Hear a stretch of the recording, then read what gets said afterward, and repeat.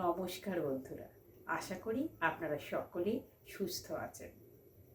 শীতের দিনে প্রতিদিন এক্সারসাইজ করতে ইচ্ছে করে না, তাই আমরা বসে বসে যদি ফিঙ্গার এক্সারসাইজের মাধ্যমে আমরা ভালো থাকতে পারি বা সুস্থ থাকতে পারি কেমন হয়।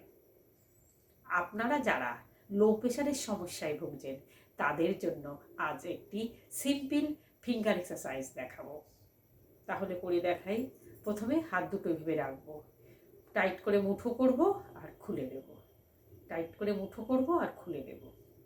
তাহলে করি 1 2 3 4 5 6 7 8 9 10।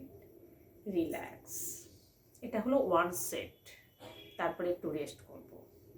এইভাবে আমরা যদি আমাদের সামর্থ্য অনুযায়ী 5 সেট 6 সেট বা 7 সেট করি তাহলে অবশ্যই আমরা উপকৃত হব। নমস্কার।